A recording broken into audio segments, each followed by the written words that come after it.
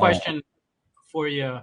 Actually, yeah, Yeah, and trying to look at this I chart. got a quick question for you. Yep. Um, we're looking at this from a technical aspect, but I just want to be the devil's advocate and say, like, my bias is like, well, on a fundamental side, it kind of looks right because during about early June, everything started to open right back up.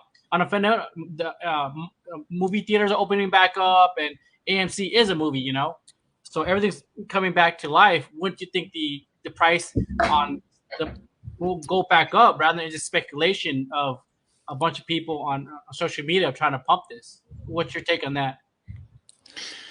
This is a different story. Yeah, this is a totally different story. Um, AMC and GameStop is definitely being highly manipulated. I mean, look at the price. $70 for AMC. That's not realistic at this time, even if theaters open. Same as GameStop. GameStop over $300 per share. I mean, you're talking about more than Apple. More than a lot of companies out here. Um, so these are definitely being highly manipulated, and so these, once again, I would not recommend anybody who is new to investing or trading to get involved in this, because you really have to understand the cycles of these pump and dumps, and you really have to understand where you're going to get in, where you're going to get out. And you have to have that experience of dealing with FOMO, dealing with seeing just the volatility of this thing. This is one of the highest, this is possibly the highest risk type of asset you could get involved in. And yeah, I would not, anyone who is new to investing or trading, especially if you've never been involved in anything like this before, I really don't recommend getting involved. But if you do, try to connect with somebody who is experienced or kind of knows, so they can give you some insight. I mean, I'm open to talking about this kind of stuff because, once again, I have friends who are involved in this kind of stuff, and I tell them all of this stuff. I actually made this chart for them. So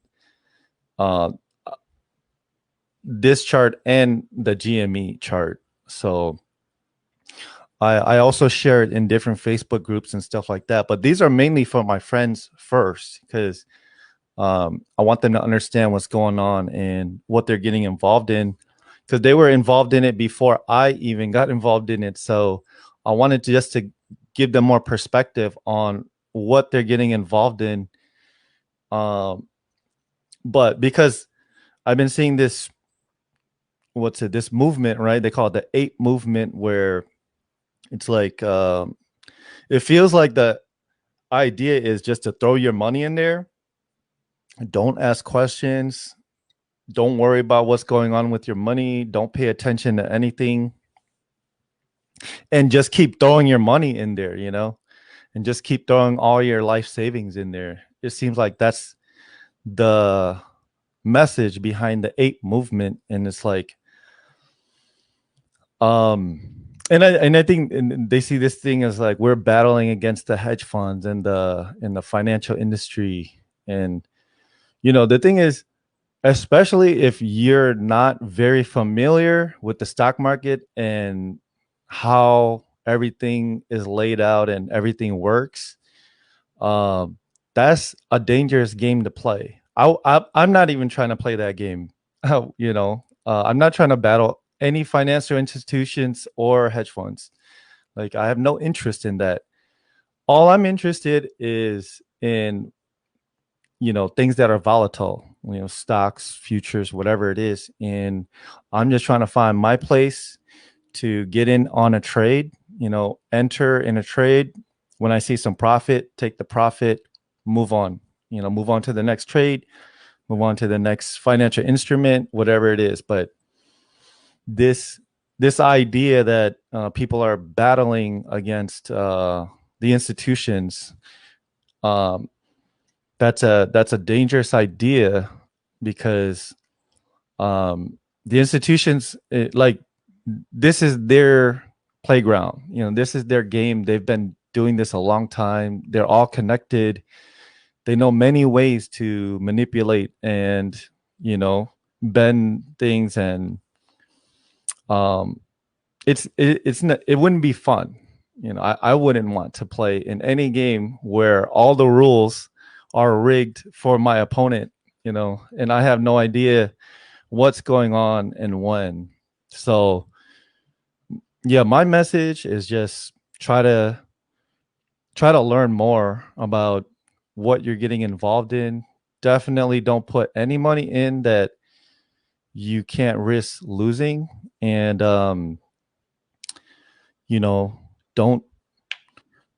be careful of the ape mentality of just tell me where to throw my money. I'm not going to ask any questions.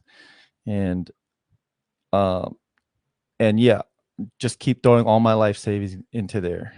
And it's cross my fingers that it turns me into a millionaire and stuff like that. So I'm just looking at your chart on the technical standpoint. I see that your blue is your 200 and the orange is the 50, and the def cross did occur. You see a downtrend right when it hit the def cross, and I see your support is right on the dotted line, and it broke that. It broke the dotted line, and it retested it, which is not good. When it retests something like that, it 90%, a high percentage, it's going to bearish.